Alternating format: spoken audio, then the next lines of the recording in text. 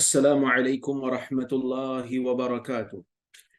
Alhamdulillah nahmaduhu wa nasta'inuhu wa nastaghfiruh wa na'udzu billahi min shururi anfusina wa min sayyiati a'malina. Man yahdihillahu fala mudilla lahu wa man yudlil fala hadiya lahu. Ashhadu an la ilaha illallah wahdahu la syarika lahu wa ashhadu anna Muhammadan 'abduhu wa rasuluh. Allahumma salli wa sallim ala Muhammad wa ala alihi wa sahbihi ajma'in. Ya ayyuhalladzina amanu taqullaha haqqa tuqatih wa la tamutunna illa wa antum muslimun. Ya ayyuhan nasu taqu rabbakumul ladzi khalaqakum min nafsin wahidah wa khalaqa minha zawjaha wa batha minhuma rijalan katsiran wa nisaa'a wattaqullaha alladzi tasaaluna bihi wal arham. Inna Allaha kana 'alaikum raqiba. Ya ayyuhalladzina amanu taqullaha wa qulu qawlan sadida yuslih lakum a'malakum wa yaghfir lakum dhunubakum wa man yuti'illaha wa rasulahu faqad faza fawzan 'azima.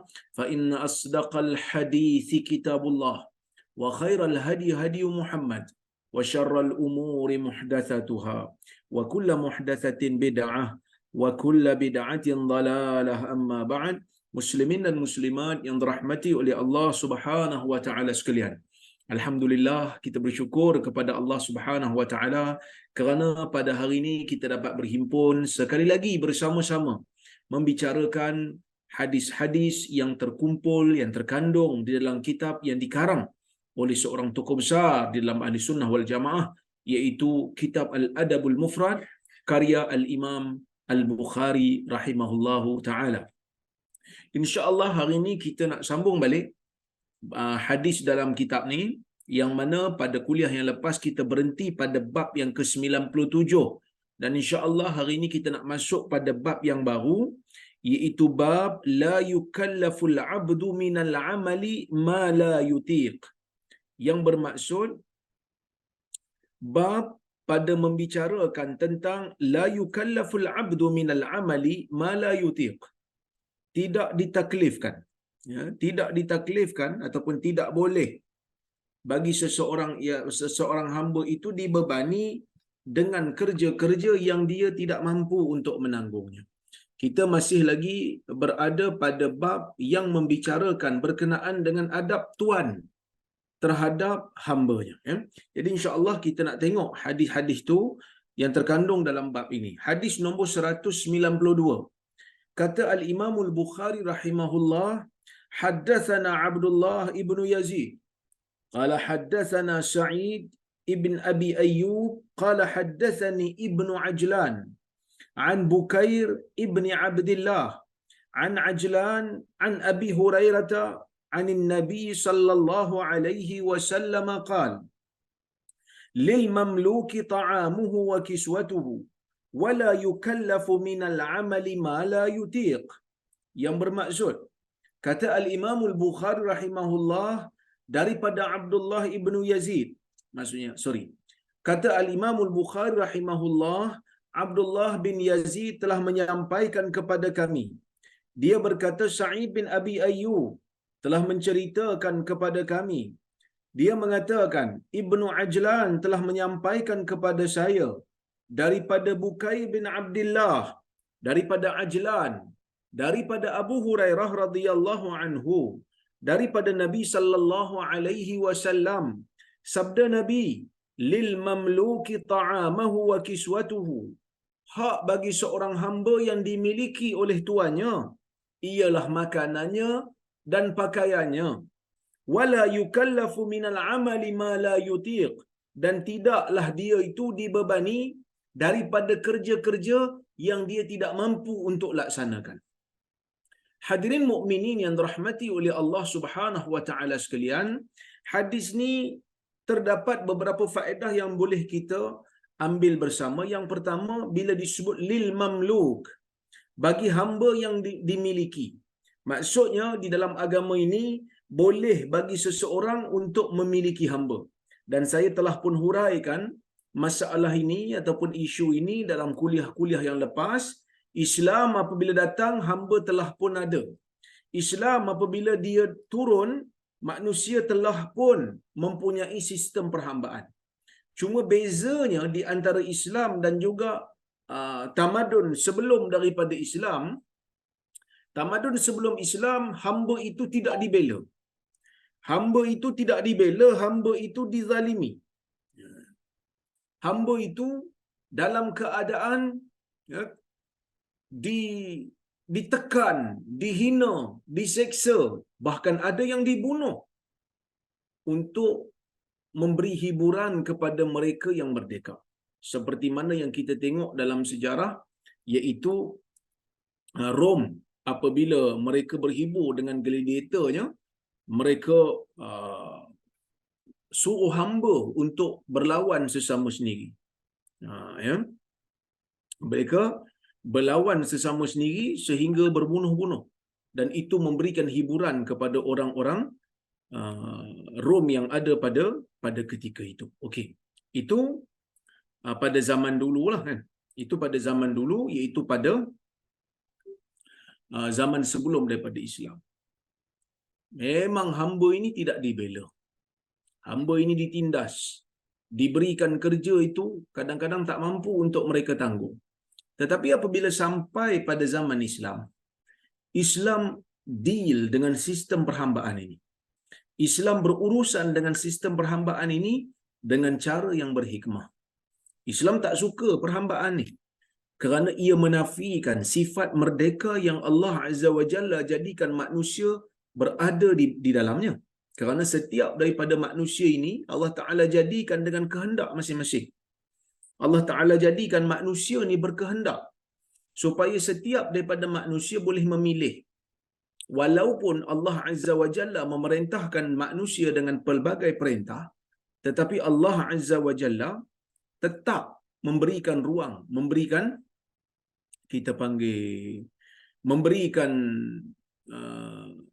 peluang kepada manusia ini untuk memilih.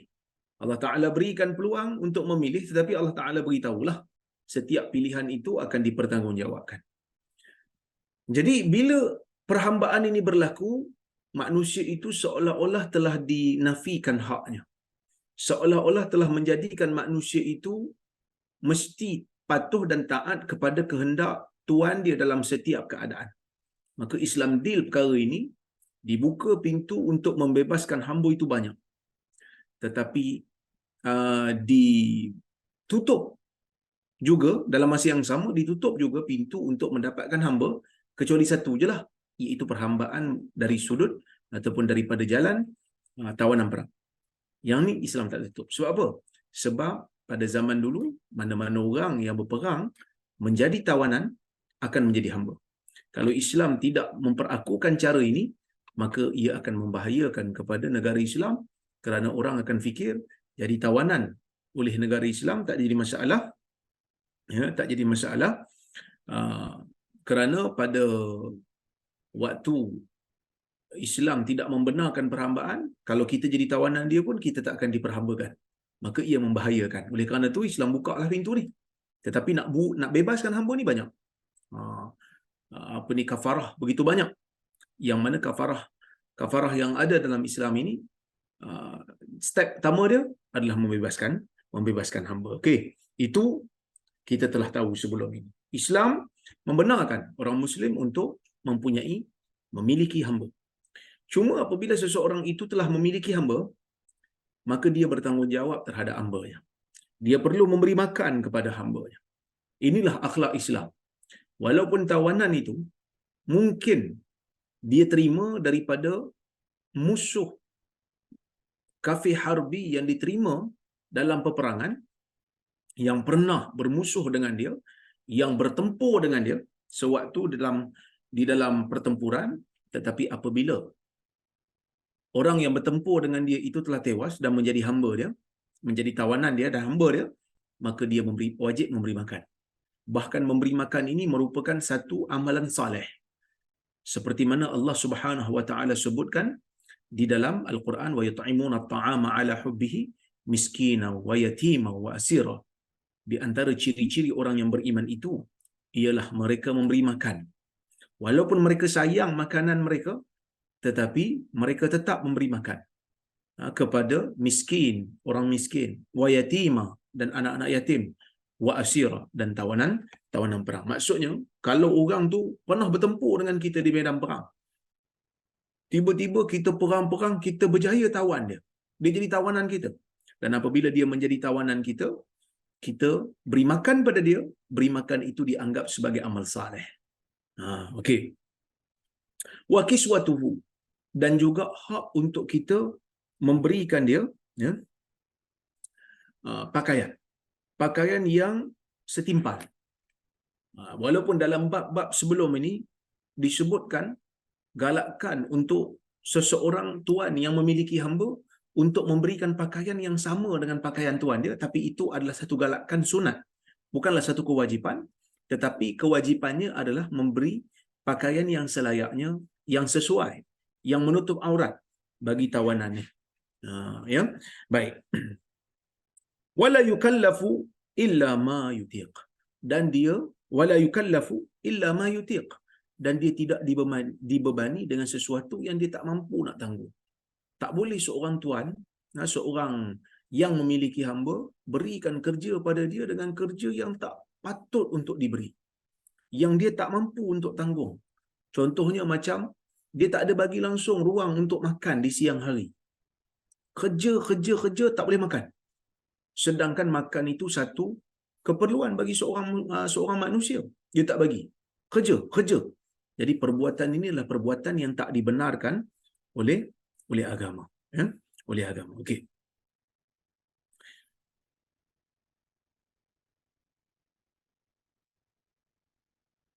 Itu hadis yang kita bincangkan, iaitu hadis yang ke 192. Kita tengok hadis nombor 193. Kata Al-Imam Al-Bukhari rahimahullah, haddatsana Abdullah qala haddatsani Laits qala haddatsani Ibnu Ajlan an Bukair anna Ajlan Aba Muhammadin haddatsahu qubaila wafatihi annahu sami'a Aba Hurairah يقول قال رسول الله صلى الله عليه وسلم للمملوك طعامه وكسوته ولا يكلف إلا ما يطيق. Ya. Yang bermaksud, kata Al-Imam Al-Bukhari rahimahullah, Abdullah telah menceritakan kepada kami. Katanya, Abdullah kata, Al-Laits telah menceritakan kepada saya. Laits mengatakan, Ibnu Ajlan telah menceritakan kepada saya daripada Bukair, sesungguhnya Ajlan Abu Muhammad telah menceritakan kepadanya sebelum daripada kewafatannya, beliau mendengar Abu Hurairah radhiyallahu anhu mengatakan, Rasulullah sallallahu alaihi wasallam bersabda, bagi hamba yang dimiliki itu makanannya dan pakaiannya, dan dia tidak boleh dibebani ataupun disuruh melainkan dengan sesuatu yang dia mampu. Okey. Kalau kita tengok dalam riwayat yang dibawa oleh Imam Al-Bukhari sebagai riwayat yang ke-192 dan 193 ini, kita tengok macam hadisnya hampir sama. Lafaznya ada sikit beza, iaitu di hujung tu, tapi membawa maksud yang hampir sama. Kenapa Imam Bukhari bawa dua riwayat ni? Kalau kita tengok kat sini, pertama, Imam Bukhari ni, kalau dalam sahih dia lah, kalau Imam Bukhari ni ada kitab sahih. Kalau dalam kitab sahih pun dia ada buat macam ni. Kadang-kadang dia ulang dua riwayat. Dalam banyak keadaan dia akan bawa daripada jalur yang berbeza, walaupun lafaznya sama, dengan tujuan untuk memberikan kekuatan lagi pada hadis tu. Itu yang pertama. Yang kedua, kalau kita tengok kat situ, jalurnya berbeza lah. Jalurnya berbeza. Yang mana jalur yang pertama, Abdullah bin Yazid mengambil hadis ini daripada Sa'id bin Abi Ayyub. Yang mana Sa'id bin Abi Ayyub mengambil daripada Ibn Ajlan. Dalam riwayat yang kedua, dia ambil daripada Abdullah, daripada Laits. Maksudnya kat sini, Abdullah bin Yazid telah mempunyai dua guru. Guru yang pertama, Sa'id bin Abi Ayyub. Guru yang kedua, Laits, iaitu Laits bin Sa'ad. Yang mana Laits dan juga Sa'id bin Abi Ayyub, kedua-duanya mempunyai guru yang sama, iaitulah Ibn Ajlan. Ibn Ajlan mengambil daripada Bukair. Yang mana Bukair dalam riwayat pertama bagi tahu daripada saja. yang dia tak jelaskan dia dengar ke, dia ambil dengan perantaraan ke, dia kata daripada. Tetapi jalur yang kedua, jelas dia bagi tahu, bukan dia bagi tahu jelas, ajlan telah menyampaikan kepadanya saat sebelum kematiannya.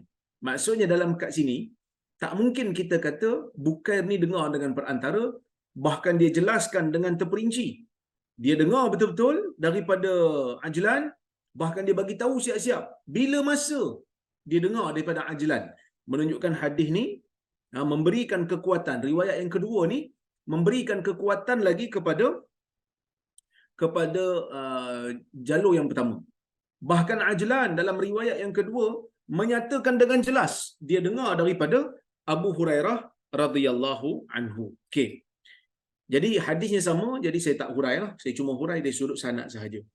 Baik, hadis nombor 194. Hadis nombor 194. Kata al-Imam al-Bukhari, haddatsana Musaddad qala haddatsana Yahya 'anil A'mash qala Ma'rur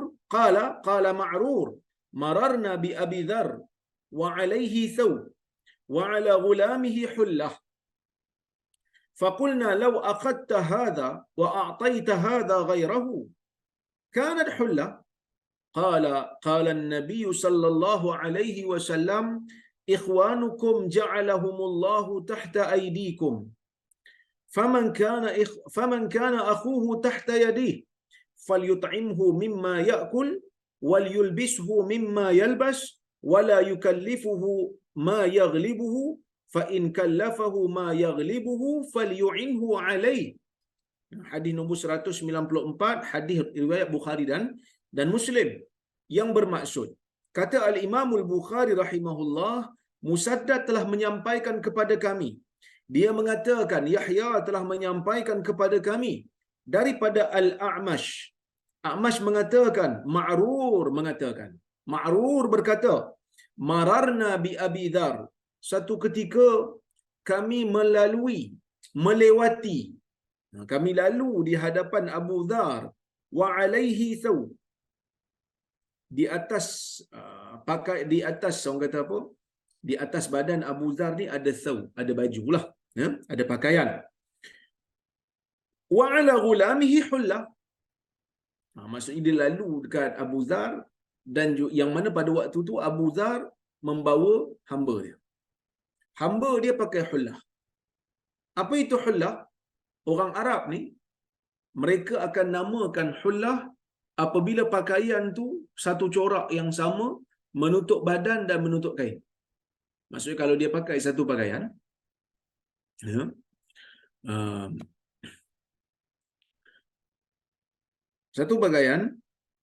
kalau baju, kain dia warna lain, baju warna lain, dia tak dipanggil hullah. Tapi kalau baju dengan kain tu satu corak, tapi dia dua keping, cuma satu corak saja, maka yang tu dipanggil sebagai hullah. Jadi Abu Dharr ni dia ada pakaian, tapi hamba dia ada hullah. Dia macam istimewa sikit lah zaman tu kalau orang tu pakai hullah, sebab dia sama, orang kata apa, sama dia punya corak. Jadi bila orang nampak tu, Ma'rur kata, faqulna, kami yang ramai-ramai yang melalui Abu Dharr ni kata pada Abu Dharr, lau akhadta hadha wa a'taita hadha ghairah, kalaulah kamu ambil hullah daripada hamba kamu ni, kamu boleh bagi yang lain. Ambillah hullah buat apa ni hamba kamu ni, kanat hullah, dia akan jadilah pada kamu hullah. Kan dia hamba, apa yang dia miliki itu kamu punya. Jadi kamu boleh kamu ambil hullah dia tu, bagi dia yang lain. Nak bagi tahulah, tak apalah, dia hamba kan, milik kamu. So cadangan tu datang daripada Ma'rur dan orang yang bersama dengan Ma'rur yang melalui Abu Dharr. Lalu Abu Dharr pun membacakan hadis Nabi sallallahu alaihi wasallam, ikhwanukum ja'alahumullahu tahta aydikum. Dia kata Nabi sallallahu alaihi wasallam pernah bersabda. Ya. Dia kata Nabi sallallahu alaihi wasallam pernah bersabda, ikhwanukum, saudara-saudara kamu, ja'alahumullahu tahta aydikum. Allah Ta'ala jadikan mereka berada di bawah tangan-tangan kamu. Maksudnya di bawah milik kamu lah. Maksudnya orang yang berada di bawah pemilikan kamu, hamba-hamba ni, dia merupakan satu amanah yang Allah Ta'ala letakkan di atas tangan kamu. Bukan bermakna bila kamu ada hamba, kamu boleh buat sesuka hati, Nabi kata. Ni Nabi pesan ni. Bila kamu dapat hamba, itu semua tanggungjawab yang Allah Ta'ala akan tanya kamu tentangnya. Ya, baik. Maka dia sebut kat situ, dia kata, bila seseorang mempunyai seorang hamba yang berada di bawah pemilikannya. Nabi kata, faman kana akhuhu tahta yadi. Sesiapa yang saudaranya berada di bawah tangannya, di bawah pemilikannya, falyut'imhu mimma ya'kul. Hendaklah dia beri makan kepadanya apa yang dia makan. Walyulbishu mimma yalbas. Berikan dia pakai daripada apa yang dia pakai. Wala yukallifuhu ma yaghlibuhu. Jangan dia bebankan dia dengan sesuatu yang berat, yang boleh tewaskan dia. Fa in kallafahu ma yaghlibuhu. Kalau dia bebani hamba tersebut dengan sesuatu yang boleh menewaskan hamba yang berada di bawah milik dia, falyu'inhu alaih. Hendaklah dia membantu hamba tersebut. Di sini ada beberapa faedah yang boleh kita ambil. Yang pertama saya sebut tadi. Hamba ni Allah Ta'ala jadikan, kalau seseorang ni mempunyai hamba, maka itu adalah amanah daripada Allah, yang mana seseorang itu perlu untuk berhati-hati melaksanakan tanggungjawab dengan betul. Tak boleh main ikut suka saja, tak boleh main hentam kromo saja, kerana semua tu ada pertanggungjawaban. Mungkin kadang-kadang orang ni bila dapat keistimewaan dia lupa, kan? Dia lupa tentang tanggungjawab. Kan kadang-kadang sama jugalah bila masuk bab orang kata apa? Nikah ni, Allah Azza wa Jalla memberikan hak suami untuk isteri taat kepada dia. Kan dalam hadis Nabi sallallahu alaihi wasallam menyebutkan, "Lau kuntu amiran ahadan ayyasjuda li ahadin la amartul mar'ata an tasjuda li zawjiha." Atau kama qala, Nabi sallallahu alaihi wasallam menyebutkan dalam hadis, kalaulah aku ni boleh untuk merintahkan orang untuk sujud pada orang, ya, maka aku akan suruh isteri untuk sujud kepada suami. Tapi bukanlah maksudnya boleh sujud, tak boleh lah. Tapi Nabi kata kalau boleh, kerana syariat ni dah tak boleh dah sujud pada makhluk. Perbuatan itu adalah perbuatan yang khas untuk Allah Subhanahu Wa Taala saja, tapi nak bagi tahu hak suami ni besar. Jadi orang-orang yang jadi suami ni kadang-kadang bila sebut tentang hak dia, dia bukan seronok lah cerita pasal hak dia. Soal isteri kena taat pada dia dan sebagainya. Tapi keistimewaan itu datang dengan tanggungjawab. Tanggungjawab beri nafkah, tanggungjawab untuk mendidik dan sebagainya. Maka jangan dilupakan. Sama juga macam hamba ni. Hamba ni, siapa yang memiliki dia seronoklah. Bila hamba tu kerja, apa yang hamba tu dapat jadi milik tuan dia. Kan? Boleh disuruh apa saja, tapi ada tanggungjawab yang perlu diperhatikan. Jangan bebani mereka dengan sesuatu yang mereka tak mampu. Perlu beri makan, perlu beri pakai, supaya mereka ini tidak dizalimi. Cuba tengok. Ya.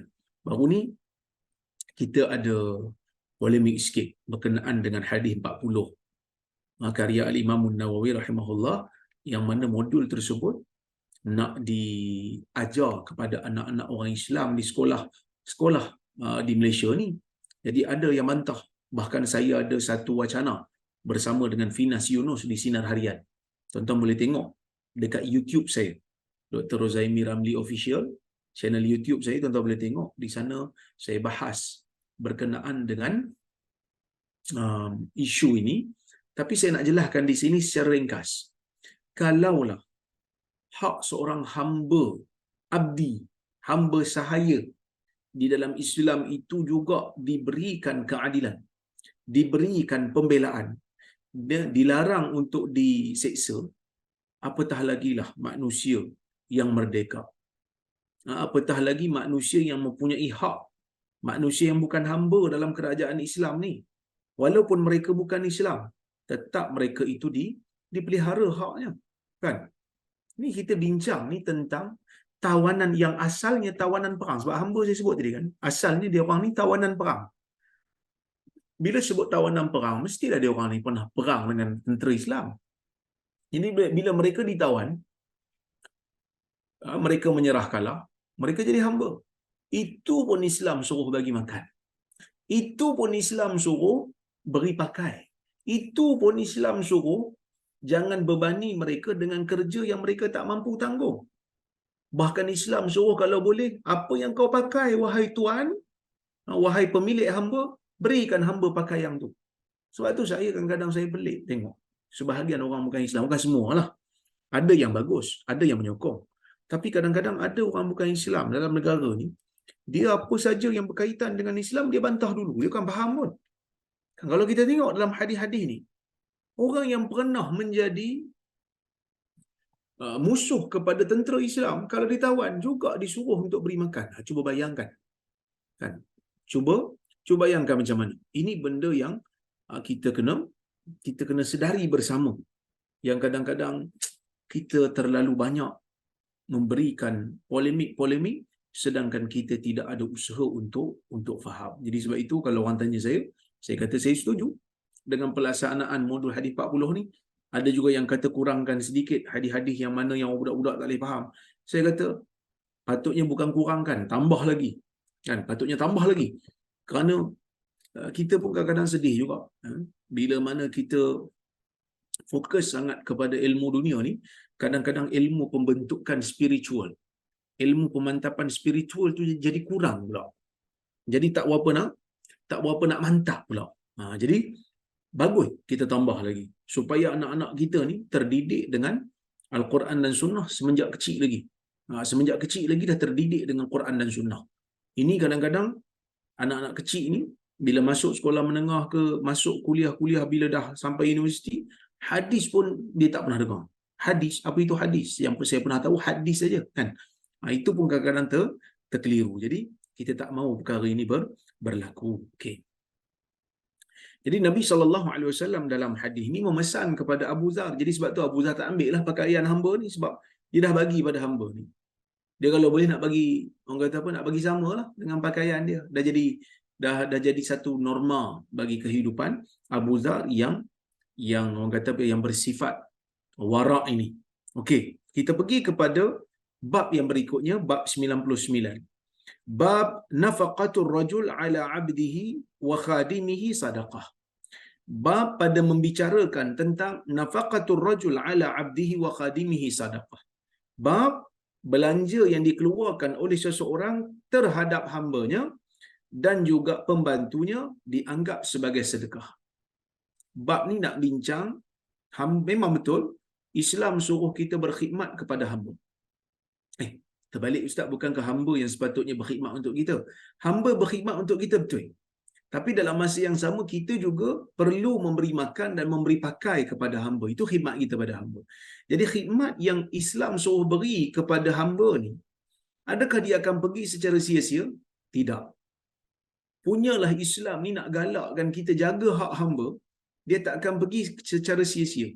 Sebaliknya dia pergi dalam keadaan memberikan pahala kepada orang yang melaksanakannya. Kita nak tengok dalam bab ni apa yang Allah Ta'ala sediakan sebagai pahala dan galakkan kepada orang yang memberikan hak kepada hambanya.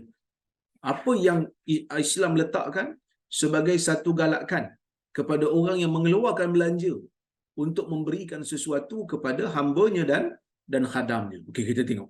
Hadis nombor 195.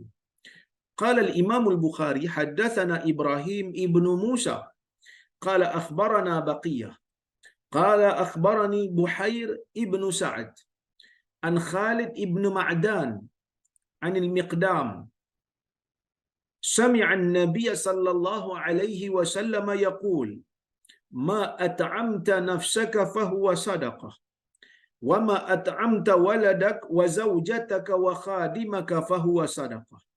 Ni hadis 195 ni merupakan Hadis yang sahih. Maksudnya, kata Al-Imam Al-Bukhari rahimahullah, Ibrahim bin Musa telah menyampaikan kepada kami. Ibrahim kata, Baqiyah telah mengkhabarkan kepada kami. Kata Baqiyah, Buhair bin Sa'ad telah menceritakan kepada saya, telah mengkhabarkan kepada saya daripada Khalid bin Ma'dan, daripada Miqdam, yang mana dia mendengar Nabi sallallahu alaihi wasallam bersabda, "Ma at'amta nafsak." Apa yang kau beri makan pada diri engkau, fahuwa sadaqah. Maka ia dikira sebagai sedekah. Wa ma at'amta waladak wa zawjatak wa khadimak fahuwa sadaqah. Apa yang kau beri makan kepada anak engkau, yang kau beri makan kepada isteri engkau, dan yang kau beri makan kepada khadam engkau, yakni hamba engkau, ia juga dianggap sebagai sedekah. Baik. Di sini Nabi sallallahu alaihi wasallam, hadis ini hadis sahih. Nabi sallallahu alaihi wasallam menyebutkan tentang isu memberikan belanja pada diri sendiri, memberikan belanja kepada anak, isteri dan hamba. Kesemua ini dianggap sebagai sedekah. Pertama, para ulama seperti Al-Imam Al-Munawi menyebutkan di dalam kitab dia Faidul Qadir, dia mengatakan setiap daripada apa yang diberikan oleh seseorang sebagai nafkah kepada hambanya, kepada isterinya, kepada anak-anaknya, untuk mendapatkan pahala sedekah tadi ni, dia perlu untuk niat mendapatkan pahala ketika dia melaksanakannya. Inilah pentingnya hadis yang Nabi sallallahu alaihi wasallam, innamal a'malu binniyat wa innama likulli imri'in ma nawa. Sesungguhnya setiap amalan itu bermula dengan niatnya, dan setiap orang akan diberikan ganjaran berdasarkan apa yang dia niatkan. Kenapa diletakkan syarat niat ni? Kata Al-Imamul Munawi, kerana ada riwayat yang menyebutkan apabila seseorang memberi nafkah kepada orang yang wajib dia beri nafkah, wa huwa yahtasibuha, dalam keadaan dia mengharapkan pahala daripada Allah Azza wa Jal, barulah ia dianggap sebagai satu pahala sedekah. Maksudnya nak dapatkan pahala sedekah ni, orang yang beri nafkah ni waktu dia beri, dia niat melaksanakan tanggungjawab yang telah Allah Azza wa Jalla bebankan dia dengan tanggungjawab tersebut. Kalau dia tak ada niat tu, dia sekadar melepaskan tanggungjawab sajalah. Ya? Dia mesti nak dapatkan pahala ni, dia mesti ada niat taat kepada perintah Allah. Kenapa kau beri ni? Kerana aku suami, Allah Ta'ala wajibkan aku untuk beri nafkah, maka aku beri ni kerana taat pada Allah, moga Allah beri pahala pada aku. Maka kita akan dapat pahala atas apa yang kita belanjakan. Ini penting untuk kita tahu, tuan-tuan dan puan-puan rahmati Allah sekalian. Ini penting untuk kita tahu supaya bukan hanya perkara-perkara yang wajib aja kita akan dapat pahala. Bahkan kadang-kadang yang kita tahu dalam agama ni, benda wajib kita buat kerana taat kepada Allah, kita dapat pahala. Benda sunat kita buat sebagai tambahan kepada amalan fardu, kita dapat pahala.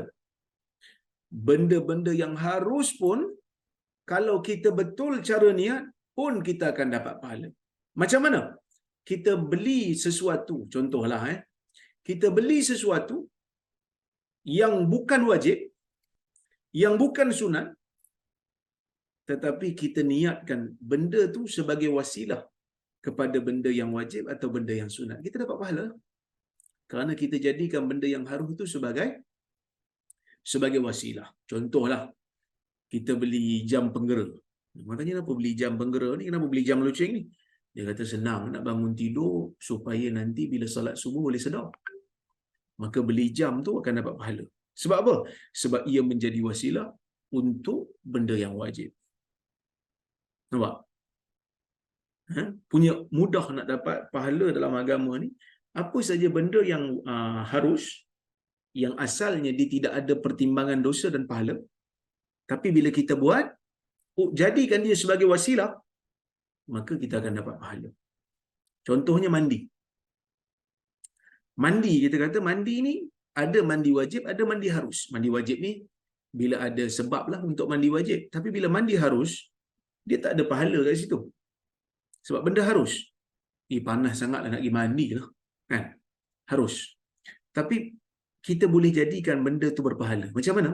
Bila kita nak salat, kita terasa panas. Kita pun kata kita mandilah. Pasal apa mandi? Supaya nanti bila salat boleh khusyuk. Boleh lebih fokus, boleh lebih tenang, boleh lebih sempurna salat tu.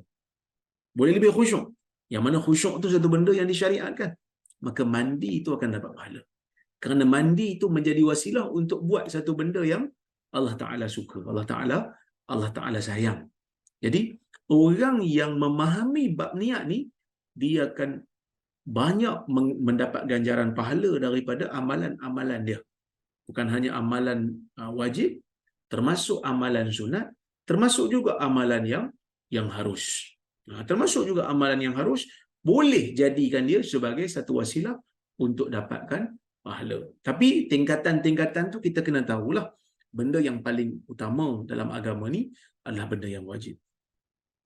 Kan Nabi SAW dalam sebuah hadis meriwayatkan daripada Allah Subhanahu wa taala, yang mana Allah Azza wa Jalla berfirman, "Ma taqarraba ilayya 'abdi bi syai'in ahabba ilayya mimma aftaradtuhu 'alaihi wa la yazalu 'abdi yataqarrabu ilayya bin nawafil hatta uhibbahu."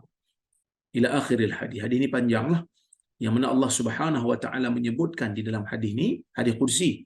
Dalam hadis Bukhari, Nabi SAW mengatakan, Allah berfirman, "Ma taqarraba ilayya 'abdi."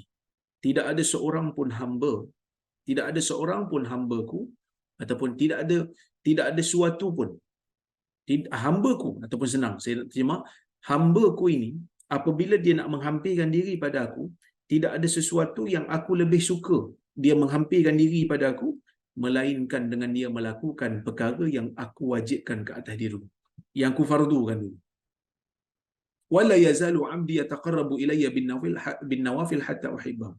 Dan seorang hamba aku ini apabila dia sentiasa buat benda sunat, aku akan jadi sayang pada dia. Dalam agama ni, para ulama dengan hadis ini, para ulama merumuskan kaedah, benda yang wajib lebih utama daripada benda yang sunat. Sebab itu, ada satu video yang dipotong. Saya tak tahulah, adakah potong itu betul-betul ikut konteks ataupun tidak. Tapi video tu telah disebarkan. Seorang ustaz mengatakan, Allah tak pandang. Allah bukan nak pandang yang fardu.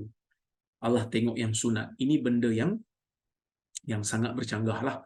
Dan saya pun telah minta orang yang edit video tu untuk betulkan balik. Kalau betul lah ustaz tu orang kata apa, videonya dipotong di luar pada konteks sehingga rosak konteks. Tapi dalam agama ni, benda yang wajib tu yang paling utama. Seseorang yang solat sunat banyak tapi solat wajib tak buat, maka dia tidak akan dianggap sebagai orang yang baik. Dia tak boleh anggap orang baik lah. Dia kata, dia tu orang baik. Sebab apa? Dia qiyamul tiap hari. Tapi solat fardu tak buat. Dia tak boleh kata orang tu baik lah. Sebab apa? Tak seimbang amalannya. Benda-benda sunat buat, tapi benda fardu tak buat. Ini satu benda yang tak seimbang. Jadi, beri makan pada isteri, beri makan kepada anak, beri makan kepada hamba adalah satu kewajipan. Bila kata benda tu wajib, nafkah yang wajib, tiba-tiba Nabi kata sedekah. Kan? Nabi kata sedekah. Yang kita tahu sedekah ni, kita beri pemberian selain daripada benda yang sepatutnya, selain daripada nafkah. Kan? Kat sini, Al-Imamul Munawi mengatakan sedekah kat sini dengan makna majazi. Kata pinjaman sahaja. Kerana sedekah ni pemberian yang kita beri kepada orang yang bukan wajib di bawah tanggungan kita. Tapi oleh kerana ada persamaan, kedua-duanya mengeluarkan harta bagi orang lain untuk belanja, maka dipanggil juga sebagai sedekah. Boleh jadi juga diambil daripada perkataan sedekah yang bermaksud sedekah pada bahasa. Kerana sedekah pada bahasa ni diambil daripada perkataan sadaqah yang bermakna membenar. Seorang yang berkata benar. Sebab itu Al-Imam Abu Bakar As-Siddiq dipanggil As-Siddiq. As-Siddiq, orang yang membenarkan Nabi SAW. Orang yang membenarkan kata-kata Nabi SAW. Tapi kat sini apa maksudnya? Apabila kita memberi makan kepada hamba, apabila kita memberi nafkah kepada isteri, apabila kita memberi nafkah kepada anak-anak, kita mengharapkan apa-apa balasan ke? Kita hanya mengharapkan janji Allah Azza wa Jalla, yang mana Allah mengatakan dia akan berikan pahala kerana kita telah melaksanakan benda yang wajib ke atas diri kita. Maka bila kita buat tu, kita membenarkan janji Allah Azza wa Jalla yang kita tak pernah tengok ganjarannya sehingga ke hari ini. Kita bagi, orang kata apa, bagi nafkah pada isteri, pada anak ni, kita bukan pernah tengok pahala tu banyak mana, pahala tu macam mana, apa ganjarannya. Kita hanya cuma dengar yang Allah Ta'ala kata, siapa yang buat benda wajib ni, siapa yang jadi orang saleh, laksanakan tanggungjawab dengan betul, ditambah pula dengan amalan-amalan sunnah yang lain, maka kita akan dapat ganjaran syurga. Jadi kita beriman dengan janji itu sajalah, kan? Kita membenarkan janji Allah Azza wa Jalla, yang mana Allah Azza wa Jalla akan memberikan pahala pada kita. Jadi atas dasar itulah dipanggil sebagai sedekah. Tapi yang kita beri makan pada diri sendiri ni pasal apa pula? Beri makan pada diri sendiri ni dapat pahala ke? Sama seperti mana yang saya sebut tadi. Bila kita beri makan pada diri sendiri, kita niatkan untuk melaksanakan sesuatu yang Allah Ta'ala wajibkan ke atas kita ataupun sunat, lalu kita beri makan pada diri sendiri. Kenapa kau makan ni? Saya makan ni, contohlah dia bangun sahur. Kenapa bangun sahur ni? Bangun sahur ni sunnah lah. Kemudian juga saya tak nak diri saya lapar sangat sampai tak larat nanti, sampai tumbang pula nanti bila nak puasa. Sebab puasa pula musim panas umpamanya kan, kalau orang duduk di negara 4 musim lah, puasa pula musim panas kan. Jadi saya makan ni untuk beri tenaga pada diri supaya saya boleh menjalankan puasa dengan tenang. Itu dianggap sebagai ibadah.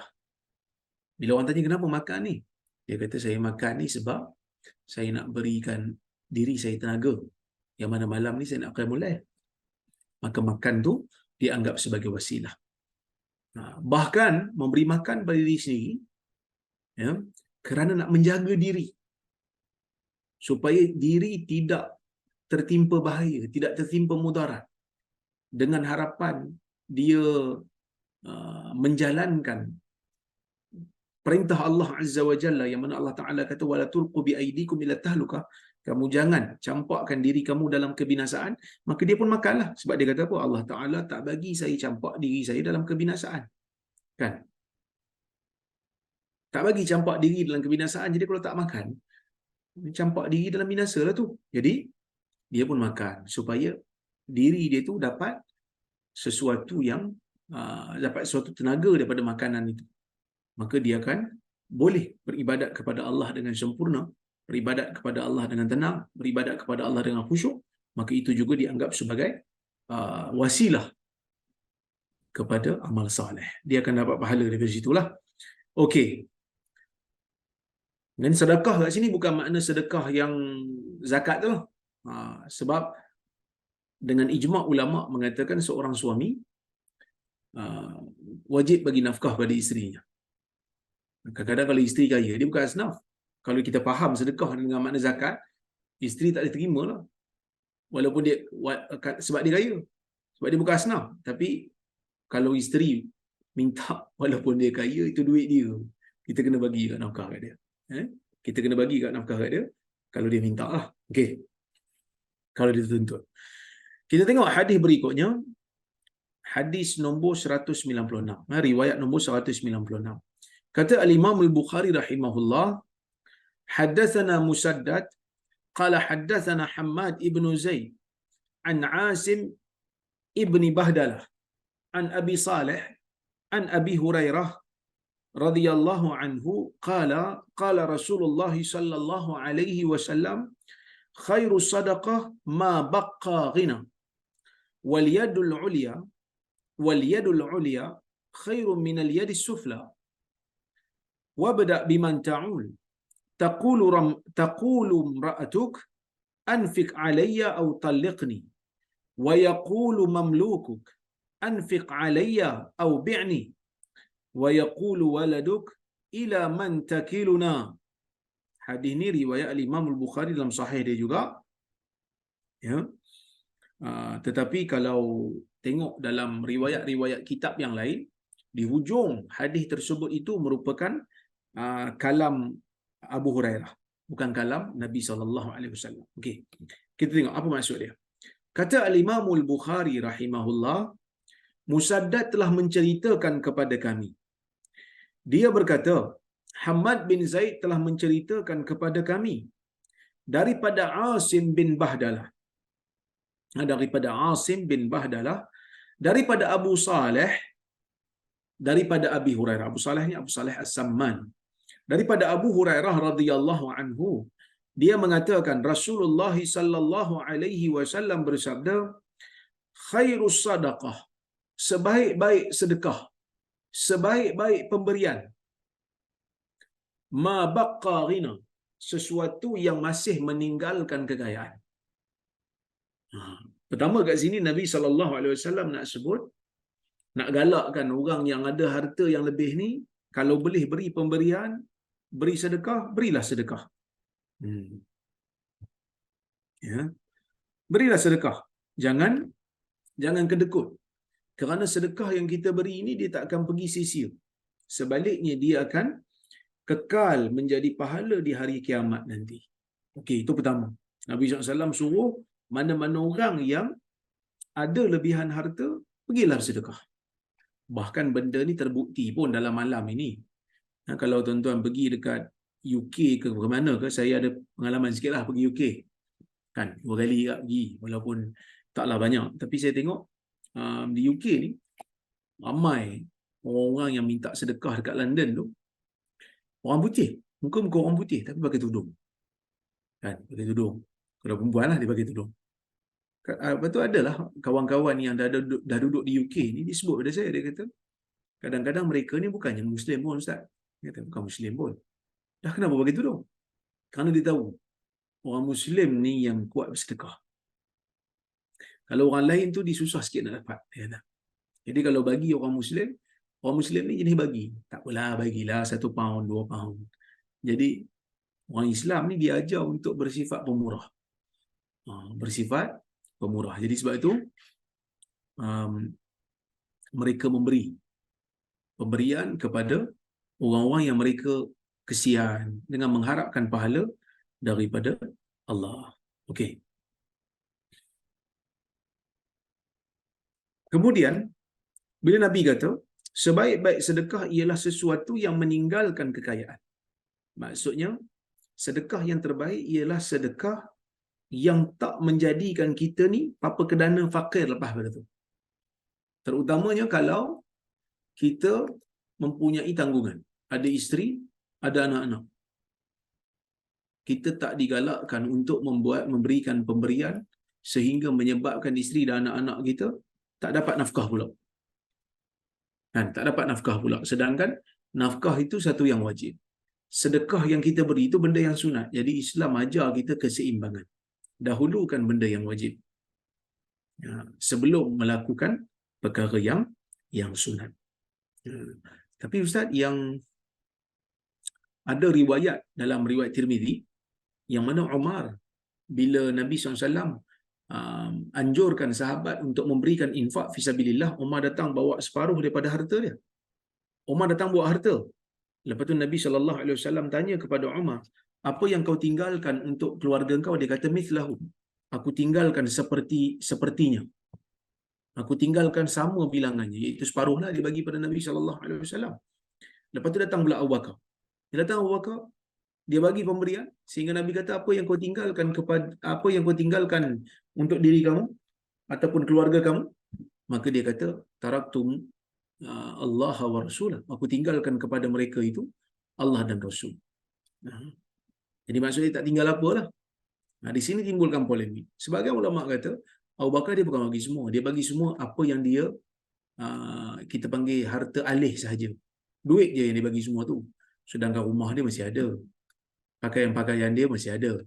Kan? Tetapi isunya sekarang ni, boleh tak seseorang memberikan semua duit yang dia ada untuk infak fisabilillah? Perkara ini menimbulkan polemik. Kerana riwayat dalam masalah ni bercanggah-canggah. Abu Bakar dia berikan keseluruhan yang harta alih yang dia ada. ataupun semua duit yang dia ada. Manakala dalam riwayat yang kita baca ni, Nabi SAW kata sebaik-baik sedekah ialah sedekah yang masih meninggalkan kita ni tidak meminta-minta pada orang ataupun tidak menjadi miskin. Bahkan dalam riwayat Ka'ab bin Malik ketika mana dia diterima taubatnya oleh Allah Azza wa Jalla, tuan-tuan mungkin ingat kot cerita Ka'ab bin Malik yang tidak pergi dalam peperangan Tabuk tanpa ada alasan, sehingga Nabi SAW mengarahkan para sahabat untuk memulaukan dia dengan perintah Allah. Jadi bila sampai ke hari ke-50 tu, Allah Ta'ala terima taubat dia sebut, dia kata sebagai tanda syukur terhadap taubat yang telah diterima ni, aku nak sedekahkan semua harta yang aku ada. Maka Nabi SAW kata apa? Amsik alaika ba'da malik. Simpanlah sebahagian, Nabi kata. Itu lebih bagus. Menunjukkan kepada kita, Nabi SAW dalam keadaan ini taklah galakkan untuk orang sedekahkan keseluruhan harta ni. Kan? Jadi, mana satu yang betul ni? Dia mengikut keadaan. Dalam isu ni mengikut keadaan. Kalau seseorang tu dia boleh bagi semua harta dia dalam keadaan dia percaya yang tanggungan yang berada di bawah daripada dia, ya, yang berada bawah daripada dia boleh tahan, boleh sabar, dan dia percaya dia akan dapat harta yang lain pula selepas ini. Dia mempunyai kepercayaan itu, keyakinan itu, maka dia boleh beri. Tapi kalau dia tak yakin, dia kata kalau aku beri ni, mungkin aku pula akan meminta-minta, maka tak perlu untuk beri semualah. Hanya sebahagian sahaja. Okey. Maka sebab itu, dalam hadis ni Nabi beri kaedah umum. Sebaik-baik sedekah ialah yang meninggalkan kekayaan lagi lah. Maksudnya yang tak menjadikan kita ni meminta-minta. Okey. Wal yadul ulya khairun minal yadis sufla. Tangan yang di atas lebih baik daripada tangan yang di bawah. Yang ni dalam bahasa Arab ni, dia merupakan satu kinayah. Kata kiasan. Apa maksud wal yadul ulya khairun minal yadis sufla? Tangan yang di atas lebih baik daripada tangan yang di bawah. Para ulama berbeza pendapat dalam masalah ni. Ada yang kata tangan yang di atas itu ialah tangan yang mengambil. Ini sebahagian ahli sufi. Tapi pandangan ni tak tepatlah, salah. Dia kata tangan yang di atas tu tangan yang ambil. Tangan yang di bawah tu tangan beri. Sebab apa? Dia katakan tangan di atas ambil, orang bagi nah. Kita pun ambil daripada atas. Macam ni lah. Orang bagi kita kat bawah, kita ambil kat atas. Dia kata yang ambil itu yang atas. Yang bawah tu yang beri. So seolah-olah sebahagian daripada ahli sufi kata, miskin lagi bagus daripada kaya. Sebab kaya beri, miskin ambil. Jadi miskin lagi bagus. Tapi pandangan ni, pandangan yang tak tepat lah. Pandangan yang salah. Kerana pandangan ni bercanggah dengan konteks hadis ni. Sebab konteks hadis ni suruh beri sedekah. Bukan suruh ambil. Suruh beri. Takkanlah hadis di depan tu suruh beri, tiba-tiba nak bagi galakkan untuk ambil pula harta orang lain. Macam tak kena lah. Ada satu pandangan yang dinukilkan daripada Al-Hasanul Basri. Dia kata tangan yang di atas tu tangan yang memberi. Manakala tangan yang di bawah tu tangan yang menghalang. Dia tak beri. Tangan yang di atas tu tangan yang beri. Nah, manakala tangan yang di bawah tu tangan yang tak beri. Dia halang. Pandangan ni juga kurang tepat. Manakala pendapat majoriti ulama ialah tangan yang di atas itu ialah tangan yang memberi, manakala tangan yang di bawah itu tangan yang meminta. Inilah pandangan yang tepat, kerana kalau kita tengok dalam riwayat ni, Nabi SAW di awal tu menyebutkan Nabi galakkan untuk beri sedekah. Nabi galakkan untuk beri sedekah. Lalu Nabi katalah tangan yang memberi itu lebih baik daripada tangan yang menerima. Wabda biman ta'un. Jadi kalau kamu nak beri apa-apa pemberian, mulakan dengan orang yang kamu wajib tanggung nafkahnya. Oleh kerana itulah, jangan dahulukan benda yang sunat sehingga benda yang wajib terabai. Ini dalil lah yang mengatakan Allah Ta'ala tengok yang wajib dulu. Allah Ta'ala tengok yang fardu dulu. Lepas tu baru Allah Ta'ala akan nilai yang sunat. Tapi kalau buat sunat dulu wajib terabai, dia tak jadi. Dia akan jadi tak seimbang. Kalau kamu mulakan, ini Abu Hurairah lah sebut, dia kata kalau kamu abaikan benda yang sunat ni, benda yang wajib ni, kamu beri sedekah pada orang yang kamu tak wajib tanggung nafkah, nanti isteri kamu akan kata, berikanlah aku nafkah ataupun talakkan aku saja. Sebab nafkah tak bagi.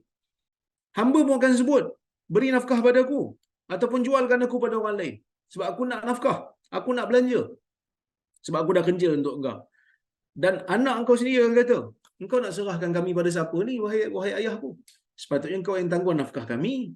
Tapi dalam isu ni, nampak kamu tak beri nafkah pada kami, kamu tanggung orang lain. Ini dalam kaedah Melayu disebut apa? Kera di hutan disusukan, kan? Kera di hutan disusukan. Anak di rumah mati kelaparan. Jadi Islam ni dia seimbang dalam masalah ni. Bagi yang wajib dulu.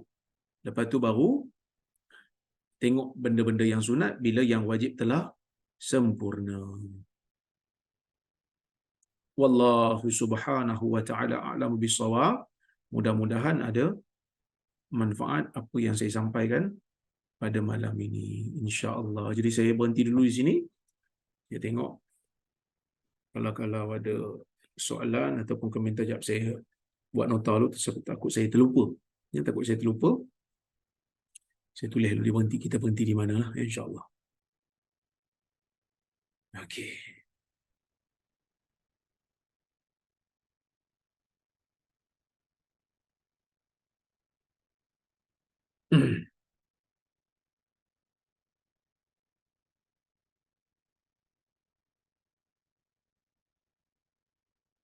Salam Dr. Waalaikumsalam. Adakah salat tahiyatul atau salat rawatib boleh dilaksanakan dengan berjemaah? Jika saya masuk ke masjid bersama anak saya, adakah saya boleh berjemaah salat tahiyatul masjid dan rawatib dengannya? Okey, salat sunat ni dia ada dua versi. Ada salat sunat yang memang disyariatkan berjemaah. Seperti salat sunat gerhana, salat sunat hari raya. Yang ni memang disyariatkan berjemaah. Ada solat-solat sunat yang dilaksanakan bersendirian. Seperti salat qabliyah, salat ba'diyah, salat tahiyatul masjid. Tapi salat sunat yang dilaksanakan secara bersendirian ini, kalau nak dilaksanakan secara berjemaah boleh ke? Ini menimbulkan persoalan di kalangan fuqaha. Okey. Para fuqaha mengatakan seperti mana yang saya sebut tadi, ada yang disyariatkan berjamaah, salat raya, salat gerhana, ada yang dilaksanakan bersendirian, salat tahiyatul masjid, salat qabliyah, salat ba'diyah. Ada yang Nabi SAW tunjuk, kadang-kadang buat seorang diri, kadang-kadang buat berjamaah, seperti qiyamul lail. Boleh buat berjamaah, boleh buat sendiri-sendiri. Salat duha, boleh buat berjamaah, boleh buat sendiri-sendiri. Sekarang ni kawan kita tanya, sahabat kita tanya, salat yang mana Nabi SAW dalam banyak keadaan menunjukkan dia salat seorang-seorang. Salat qabliyah, salat ba'diyah, salat tahiyatul masjid. Boleh tak nak buat berjemaah? Dalam isu ni para fuqaha menyebutkan, dia kata apa? Antaranya ialah dalam fatwa Al-Iz bin Abdul Salam, dia kata solat sunat rawatib ni dia dilakukan secara bersendirian. Tapi kalau dilaksanakan berjamaah, maka tidaklah menjadi masalah. Tetapi di sana ada pandangan daripada Ibn Taymiyah rahimahullah, yang mana Ibn Taymiyah mengatakan solat sunat yang kebiasaannya Nabi SAW tunjukkan dia tak berjemaah, kita kena laksanakan secara tidak berjemaah. Tapi kalau sekali-sekala dilakukan berjemaah, tak menjadi masalah. Cuma jangan diselalukan sehingga menjadi satu syiar. Sehingga menjadi satu syiar. Dia ada satu nukilan daripada Ibn Taymiyah. Kejap, saya bacakan nukilan tu, kalau kita boleh ambil manfaat sekejap. Dalam Majmu' Fatawa,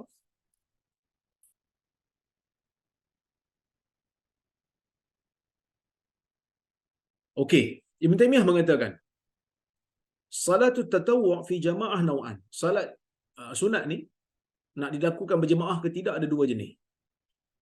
Ahaduhuma, salah satunya, ma tusannu lahul jama'ah ar-ratibah, yang dilaksanakan berjemaah sentiasa, seperti salat gerhana, salat minta hujan, dan qiyam Ramadan, salat tarawih lah.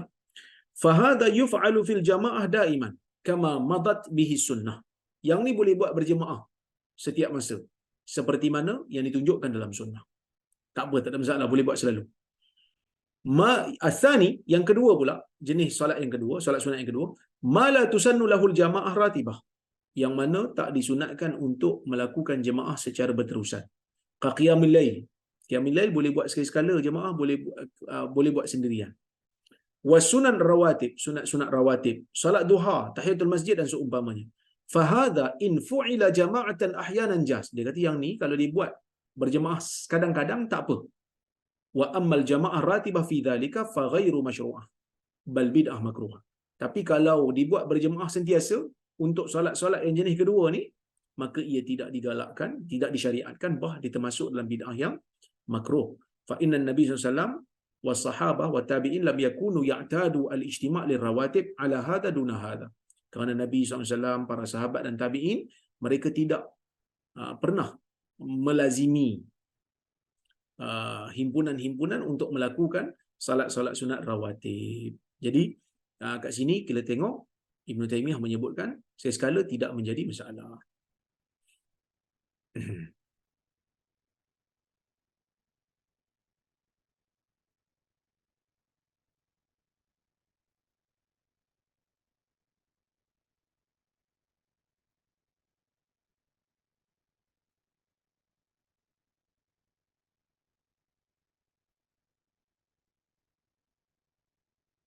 Salam Dr. Waalaikumsalam. Adakah kita sebagai hamba layak untuk mempertikaikan atau mencela setiap ciptaan atau ketetapan Allah terhadap hambanya seperti kaya miskin, sempurna cacat, cantik bodoh dan sebagainya? Ini termasuklah dalam isu Allah istiwa tangan, muka Allah. Adakah dikira berdosa? Pertama sekali, soalan ni saya tak faham sangat ke mana arah tujunya. Tetapi mencela orang ni satu benda yang tak boleh lah. Sukhriyah. Memperolok-olokkan, memperendah-rendahkan, sukhriyah tak boleh. Dalam agama ni satu benda yang dicela. La yaskhar qaum min qaum. Tak boleh kita ni mencela, merendah-rendahkan, memperolok-olokkan, tak boleh. Tapi dalam isu contoh macam isu istiwa, Allah bersemayam di atas arasy, Allah meninggi di atas arasy, Allah mengatakan sifat tangannya, Allah mengatakan sifat wajahnya. Ini semua adalah sesuatu yang telah disebutkan di dalam Al-Quran. Tetapi kita sebagai ahli sunnah wal jamaah mengatakan ia sifat bagi Allah Azza wa Jalla, tetapi kita tidak tahu bagaimana keadaannya. Jadi kita beriman seperti mana ia, tanpa kita membagaimanakan, tanpa kita menafikan, tanpa kita menolaknya, kita menerimanya sebagai sifat Allah, tetapi kita tidak membagaimanakan. Salam Dr. Waalaikumsalam. Balik kepada nasihat doktor dalam ceramah ni, adakah setiap kali nak bagi makan kepada orang yang di bawah tanggungan kita seperti suami, ayah kepada isteri, anak, mesti diniat baru dapat pahala? Jazakallah khairan. Ya, mesti ada niat lah. Niat ni bukanlah sesuatu yang kita susun perkataan dalam jiwa.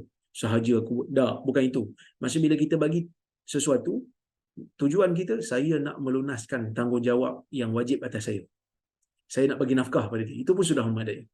Untuk mengatakan, kita ni mengharapkan pahala daripada Allah. Mengharapkan pahala daripada Allah. Itu dah cukup untuk dianggap sebagai niat yang melaksanakan tanggungjawab. Assalamualaikum warahmatullahi. Benarkah Nabi wafat pada bulan Rabiul Awal? Jika sahih, mengapa sambutan Maulid Nabi diadakan? Sambutan Maulid diadakan kerana pertama sekali di zaman Nabi SAW dan para sahabat tidak ada sambutan Maulid secara khusus. Oleh kerana itulah para ulama berbeza pendapat bila Nabi lahir. Ada yang kata 9 Rabiul Awal, ada yang kata 10, ada yang kata 12. Kerana Nabi SAW dan para sahabat tidak pernah menyambutnya dengan satu perayaan yang khusus. Tetapi bila zaman terkemudian, dijadikan perayaan. Oleh kerana itu, bila adakan perayaan, para ulama berbeza pendapat. Boleh ke tak boleh nak buat perayaan ni? Ada yang menentangnya seperti Al-Imam Al-Fakihani, mengatakan tidak disyariatkan. Al-Imam Syatibi antara yang melarang pun yang tidak bersetuju. Ada di kalangan ulama ahli sunnah yang agak lebih lenient, seperti Ibn Hajar Haytami. Dia mengatakan boleh untuk melakukan maulid, tapi tak boleh ada unsur-unsur khurafat dalam tu. Tak boleh ada unsur-unsur bid'ah dalam tu. Kalau tanya saya, kalau sekadar buat sambutan maulid itu dengan ceramah, dengan forum, mengajak orang untuk mengingati Nabi SAW, mengingati perjuangan Nabi, mengamalkan sunnah Nabi, maka ia tidak menjadi masalah. Tapi kalau dia ada ritual-ritual tertentu seperti tawaf di kubur mana-mana ke, yang tu termasuk dalam perkara yang tidak ditunjukkan oleh mana-mana sunnah Nabi SAW, maka dia termasuk dalam perkara bid'ah. Nabi wafat bulan Rabiul Awal, betul. Memang Nabi wafat di bulan Rabiul Awal.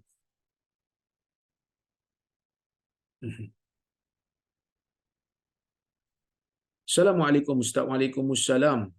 Semoga Ustaz sekeluarga sihat dan puan juga. Kak nak tanya, seorang menantu dia jaga mak mertua yang uzur dan non-Muslim.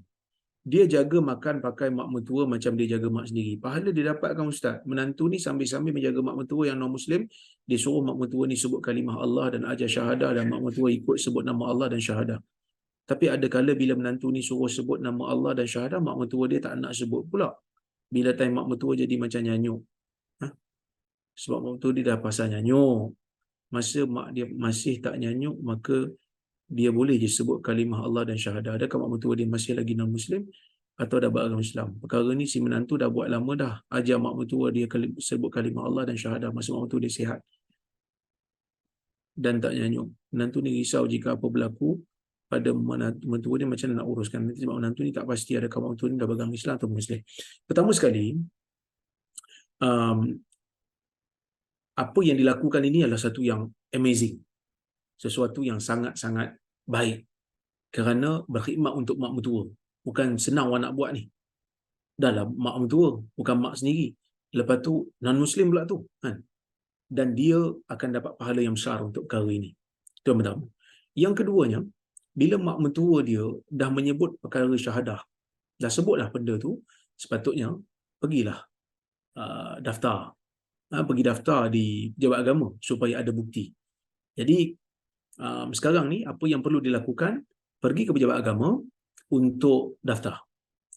Tapi kalaulah kata tidak ada bukti, tak ada bukti, sekarang ni pun mak mertua dia pun dah nyanyuk, kita boleh jadi saksi. Prosedur itu mungkin ada di pejabat agama lah. Kita boleh jadi saksi. Kalau ada orang lain yang menjadi saksi pun sudah cukup untuk membuktikan yang mak mertua dia itu adalah Muslim kerana pernah menyebutkan syahadah. Tapi kalaulah kata memang tak ada langsung sehingga kita tak berdaya, kita usaha mengatakan dia Muslim, tapi kalau tak berdaya juga, maka yang penting adalah dia Muslim. Tapi kalau katalah satu ketika nantilah samahallah, moga Allah jauhkan daripada ujian ini, katalah tak ada bukti langsung, tak ada saksi langsung, sehingga keluarga dia menguruskan dalam keadaan, uruskan jenazah dia sebagai urusan yang bukan Muslim, dalam keadaan dia tak mampu nak buat apa-apa, dia tak reda dengan jiwa je lah. Kerana itu tidak mampu. Allah Ta'ala tidak berbani dia dengan perkara yang dia tak mampu tanggung. Tapi yang pertama sekali masih di hidup ni, cubalah pergi tanya pejabat agama, otoriti agama, tanya nasihat mereka bagaimana nak dibuat kalau seseorang yang telah mengucapkan kalimah syahadah sewaktu dia sihat. Cuma sekarang ni dia dah nyanyuk dah. Apa yang perlu dibuat untuk membuktikan keislaman dia supaya kita boleh daftarkan keislaman dia. Itu nasihat saya lah. Wallahu a'lam. Doktor, recording ceramah hari ni boleh dapati di mana? Jazakallah khair wa antum jazakumullah khair. Boleh dapatkan pada Kak Majini.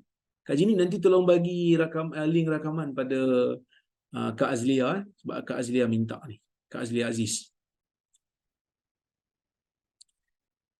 Assalamualaikum warahmatullahi wabarakatuh. Waalaikumsalam warahmatullahi wabarakatuh. Bolehkah kita berzikir, baca Quran dengan niat sedekahkan pahala yang kita dapat kepada keluarga, ahli keluarga, yang arwah keluarga? Wallahu a'lam, perkara ini para ulama berbeza pendapat. Ada yang mengatakan baca Quran, pahala sedekah pada mayat tak dapat. Ini pendapat yang masyhur yang dinukilkan daripada Imam Syafi'i. Berdasarkan kepada Al-Quran, wa alaysa lil insani illa ma syaa. Tidak adalah habuan bagi manusia itu melainkan apa yang dia amalkan sendiri, bukan yang dikirim-kirim. Tetapi dalam masalah ini Imam Ahmad bin Hanbali mengatakan sampai. Jadi kalau nak pakai mazhab Hanbali pun tak ada masalah lah. Kerana benda ni benda khilaf. Kerana mereka kiaskan dengan sedekah. Mereka kiaskan dengan sedekah. Wallahu a'lam. Mudah-mudahan Allah Ta'ala rahmati kita semua. Saya ucapkan terima kasih kepada semua yang hadir pada malam ini. Masya Allah ramai juga. Dan banyak juga soalan yang saya tengok. Yang mana yang saya terlepas tu, saya mohon maaf ya. Terima kasih juga pada Global Ihsan yang menganjurkan kuliah kita pada malam ini. Kak Majini, Dr. Azmi, Ustaz Reza dan semua tim lokal. Terima kasih banyak.